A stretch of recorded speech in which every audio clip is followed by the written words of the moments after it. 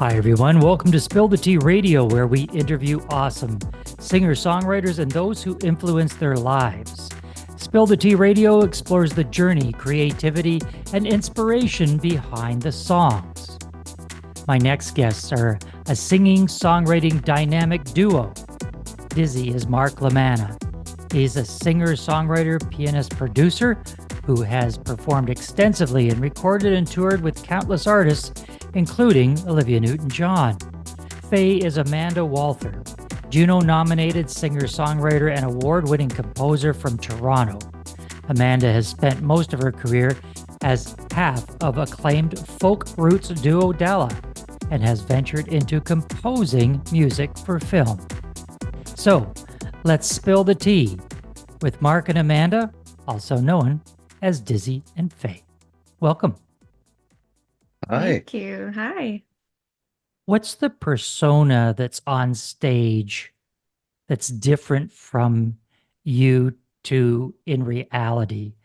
Amanda, when I watch you in the videos of your songs, you're a very it's very sultry, it's very sexy, it's you really are getting into that song. Yet when I speak to you, I speak to you now, like you're very innocent, girl next door kind of personality. And we'll get to you, Mark, in just a second, because I have an idea about you. But Amanda, how is that persona different? Do you get into a different space? Yeah, I feel like every song kind of takes me in a totally different direction. And, if it's a heartbreak song, I hurt a lot. And I don't know what my body or my face does when I'm in those spaces, but the song kind of tells me how I need to feel. So I guess with this project especially, it really has brought out a side of me that I didn't know was there, like an actor a little bit, in that it's so much more dramatic. A lot of the emotions that we sing about, or that they kind of bring out all these different facets to my personality. I really enjoy it. I love it a lot. You obviously look like you're enjoying it. And if you're not enjoying it, you're doing a great acting job, because you get right into that song. Mark, the persona that I pick up from you when I watch you play piano, especially in that one video, it's almost like it's like a Billy Joel swagger. I don't care if I'm here or not. I'm playing the piano. Okay. Uh, but as long as I'm here, I'm going to do the best job I can. Oh, well, I'm sorry. Does it look like I don't want to be there? I didn't mean, but not that you don't want to be there, but it's I could be here, I could be there. It's very laissez-faire. Let's put it that way. Yeah. Well, I've never had that before. Let me see. What is that? When I'm in the song, the same thing. I try to get lost in the song. So if it looks like I'm not there, then mission accomplished, because I'm trying to disappear. Like I'm trying to be the Right. piano. I'm trying to be the notes or the world inside each note, basically, right? So I don't care who's listening. Like I don't care uh about anything except my relationship to that song. And I think that's my job, right? And it could I don't mind being entertaining. I don't want to be an entertainer, because I think the entertainment comes from witnessing this journey, this getting lost in the music, right? When you were singing those covers of the the songbook, the American songbook, do you try to imitate the original artist? Is it a little imitation with some Amanda thrown in there? How do you do a cover of somebody like the great Ella Fitzgerald? Oh, I mean, you can't, for myself, I try very much not to imitate, because I feel like you kind of can't touch perfection, and everybody's voice is so unique. And for me, because I'm a songwriter, I suppose, when I approach singing a cover, someone else's song, I try to put myself into the song rather than trying to remember or evoke the recordings that I'm familiar with.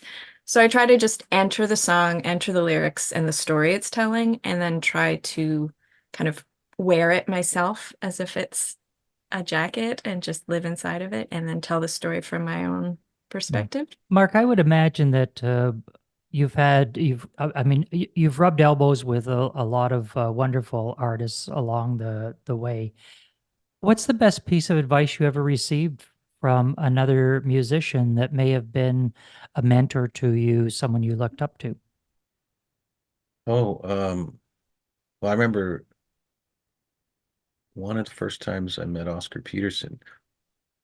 He said, or he was giving a master class. He used to, when I was in my second year studying jazz at university, Oscar Peterson was came in as an instructor, and possibly the greatest jazz pianist of all time is there. And he said he was giving, he was giving a master class, and he said, only play what's under your fingers. Wow. What? Yeah. Right. Like, no one had more technical ability than Oscar Peterson. He combined like this classical technique with jazz, and he did things on the piano nobody can do. Maybe him and Art Tatum, that's it. And he said, only play. In other words, keep it simple. Play what's under your fingers. I thought, oh, that's amazing. That changed my life forever. Quick story is, I was 19, I think, in my first jazz workshop, and Oscar Peterson, we knew for weeks he was coming to mentor us. And sure enough, right in the middle of a song, and I'm playing this upright piano, the door opens, and it was like, dry ice came through. The door opens, and a caped Oscar Peterson walks through with an entourage, and he comes directly. We're in the middle of a song. He comes directly to the piano. So I'm like 19. I don't know what I'm doing, playing, and the piano's in the middle of the room, and he comes to the back of the piano, faces me, and leans on the top of the piano. Now, Oscar, you know how big he is. He's a big boy. 6'6", 380 pounds, leans over. He casts this forever shadow over me, and we finished the song. And I didn't even look up. I couldn't even look at him. And then he finished the song, and everybody, oh, Mr. Oscar Peterson. He came around and he sat beside me on the bench, and big guy. And he started talking about the piano being a left-handed instrument. And he was talking about what we had just been playing. And all that I could hear in my head was, my thigh is touching Oscar Peterson's thigh right now. I didn't hear anything he said. Anyway, that was a big day. That's a great story. Amanda, now that you've disclosed your age, we're going to stab a wild No guess. idea you were that old. And we're gonna hazard a guess that you've been in the business for a while now. How have you seen the music business change since you first entered? Oh my gosh, it's changed so much.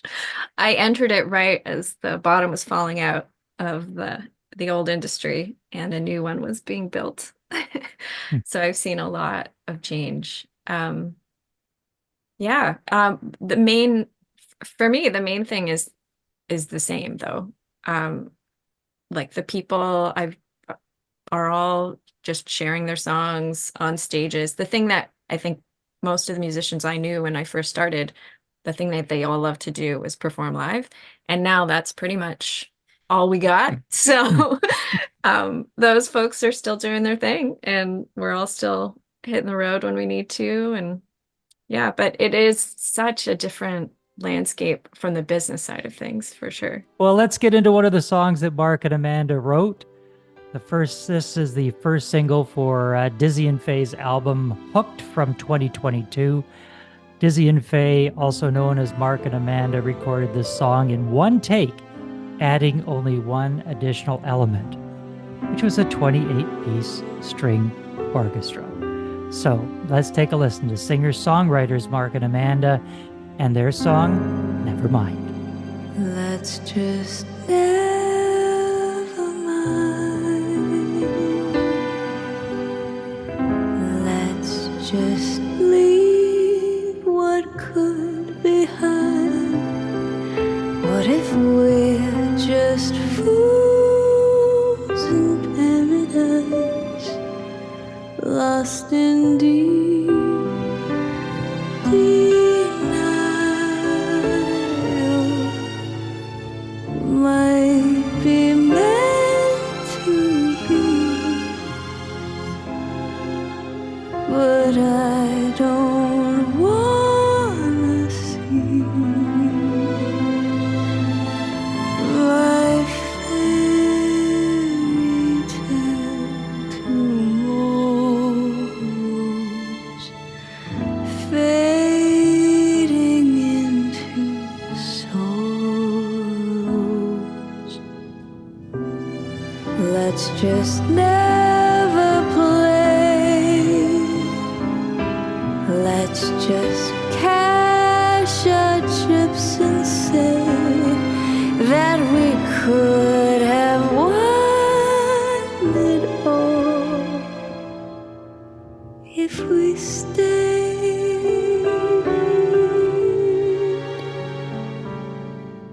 But I know the truth.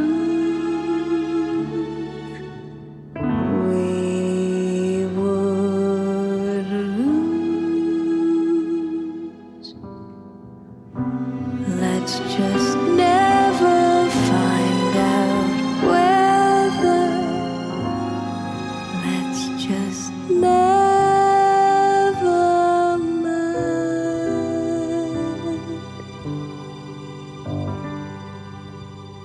That was Never Mind by Dizzy and Faye, also known as Mark and Amanda. Amanda, what was going through your mind when that song well, lead us through the process. Did one of you come up with the music and the other one came up with the lyrics? Was it a 100% collaboration? What was the process there? I'm the worst at remembering, so I'm going to pass this over to Mark. Excellent. I remember this one because, I guess we'll step back for a sec. But when we started writing, I consciously attempted not to write lyrics, right? Because I have a band where I'm the singer and I write lyrics. I write all the lyrics. But in this case, I wanted to try not to write too many lyrics. We never talked about this problem. Nope. But because I feel like if the person singing is a writer, then even if it's the first draft, I always wanted to hear what Amanda had first lyrically before we worked on it, right? This song came to me, the music came completely, all of it, and I remember it came really quickly. And all I had, and often I'll have a title, and all I had was at the very end was, that part, da da dee da da da dee da. That's all I had was, and my lyric idea was, let's just never mind, right? Mm-hmm. And so I sent you the song, and I sent you that lyric, right? Yeah.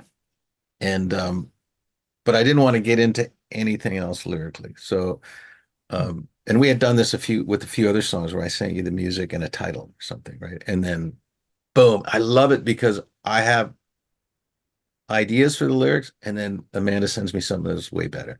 So so this was the case too. And because I remember when you came back with "Let's Just Never Mind" is the first lyric, which I was thinking, oh, I'm gonna write this, and we're never gonna say "Let's just never mind" till the end. Yeah, until the very but end. anyway, so it was such a great surprise, and to this day, still possibly my favorite Dizzy and Faye song. Maybe it's my maybe.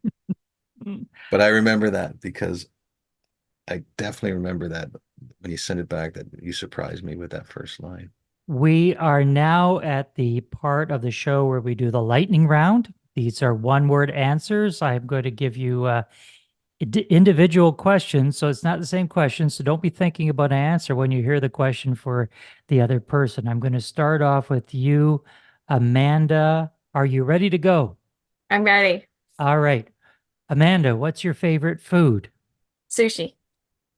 Mark, what's your favorite dish to cook? Okay, I'm going to say nachos. Okay. Amanda, what's the best vacation destination you've ever been on? Hawaii. Kauai specifically. Hawaii. Mark, what's a vacation destination that's still on your bucket list? Italy. Amanda, what's one word that describes you best? Sunshine. Mark, what's one word that your spouse uses to describe you? La La Land. Amanda, what's one word that you use to describe Mark? Oh, fun. Mark, what's one word that you would use to describe Amanda? Sunshine. Amanda, what's your favorite movie? Back to the Future. Mark, if you were stranded on a deserted island and you could only take one song with you and it's not one of your own songs, what song would it be? Oh, you're mean. You're a mean guy. That's really hard. Very, very mean. Okay, maybe San Diego Serenade by Tom Waits. Amanda, what's your nickname? Mouse. Mark, what's your guilty pleasure? Olive oil on everything. Amanda, who is your hero? My dad. Mark, who's your favorite brother? Can't answer that. Ding, You ding, can ding, know the ding, mean ding. one. You're making me sweat over here. The lightning round is over. You both did amazing. Ah, You phew. both get man. maximum prizes, which will be in the mail shortly. So let's find out, how do people find out more about you and where you're going to be and gigs coming up, concerts? What's the website, socials? What are you using? Yeah, our website has everything, dizzyandfay.com, which includes our tour schedule. We've got a lot of dates coming up. Check out the website. We have been in conversation with Amanda Walther and Mark Lalama, also known as Dizzy and Faye. Thank you so much for being with us. Thanks for having us. Thank you.